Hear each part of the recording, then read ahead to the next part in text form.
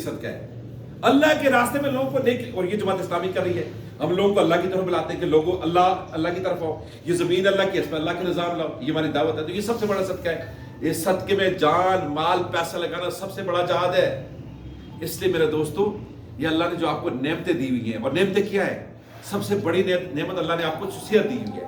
آج پوچھیں نا بشیر بھائی سے کہ آج ان کے پاس صحت نہیں ہے, مجھے دکھ بھی ہو رہا تھا, اٹھ نہیں سکتے, تو ان کو پرانا جوانی کا دور یاد آ رہا ہوگا کہ کاش میں اس وقت جب ٹھیک تھا, اس میں اللہ کے شکر ہے انہوں نے کام کیا.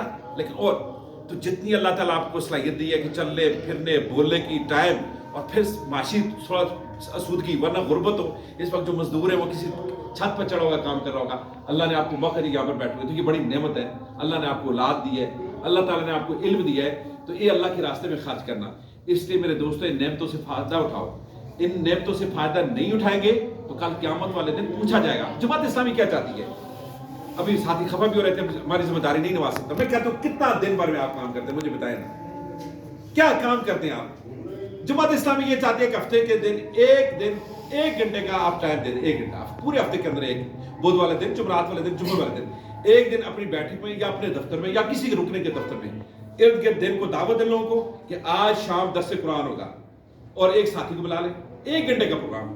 جتنے بھی آگے 5 آ گئے 10 آ گئے, ان کے سامنے قرآن مجید بیان کریں, ان کے سامنے حدیث 2 پڑھ کے سنائیں, ان کے سامنے ایک کتاب کا مطالعہ شروع کر دیں, کونے سے 2 صفحے ان کے پڑھ لیں, اور آخر میں تعارف کر لیں, دعا کر لیں, بس بات ختم ہو جائے. یہ کام ہی آپ نہیں کر سکے تو میں کیا کریں گے یار. میں کوئی کیا تم کو روزانہ جلسے ہوتے ہیں, آپ اپنے بات بس سے باہر کھلاؤ. ورنہ اس پی ٹی آئی کو دیکھو نا, عمران خان نے اپنے کارکنوں کو کتنا تنگ کر کے رکھا ہوا ہے. صبح کال کرتا ہے, رات کال کرتا ہے, دن کال کرتا ہے, پیسے بھی لیتا ہے, بسیں بھر کے بھی لے جاتے ہیں, اور 24 گھنٹے لوگ اس کے روڈوں پہ ہوتے ہیں, رات کے 12 بجے ہر دوسرے دن. ہم کب بلاتے ہیں؟ پچھلے 1 سال میں آپ نے اپنے بعد میں کوئی جلسہ اٹینڈ کیا؟ میرے پاس ٹائم ہی نہیں ہے جی, میرے پاس ٹائم ہی نہیں ہے جی. ہم تو کہتے ہیں اپنے بعد نہ اپنے محلے کی, اپنے گھر کی بیٹھک میں ایک درس قرآن کا بندوبست کرو. اللہ کے یہ جو فریضہ ہے, نیکیوں کا حکم دینا, برائیوں سے منع کرنا, فریضے سے تم بچ جاؤ گی. اپنے محلے کے ارد لوگوں کو بلاؤ کہ میرے گھر میں جو نا ہفتہ اجتماع ہوگا, اور اس اجتماع میں 10 ہوگا. کسی ایک ساتھی کو بلا لیں. 10 کوئی نہیں آتا تو خود قرآن مجید پڑھے ترجمے کے ساتھ, اور اس کی 2 تشریح کر دیں. ایک کتاب اپنی لے لیں, اس کو کتاب پڑھے, حدیث کی ایک کتاب لے لیں, ایک حدیث پڑھ کے سنا دیں, اور آخر میں لوگوں کو بتا دیں کہ لوگوں جماعت اسلامی قیام کے لیے جو تجارت کرے گی, اس میں اس کا ساتھ دو. اس میں تمہاری دنیا بھی بنے گی اور آخرت بنے گی. لوگوں اپنی زندگیاں قرآن و سنت کے مطابق ڈال لو, اس میں تمہاری دنیا بھی کامیابی ہے, آخرت بھی کامیابی ہے. تو 1 گھنٹہ تو میں آپ سے مانگ رہا ہوں. اس لیے میرے دوستوں, کوئی بوجھ نہیں ہے, ہمیں ٹائم مینج کرنا نہیں آتا.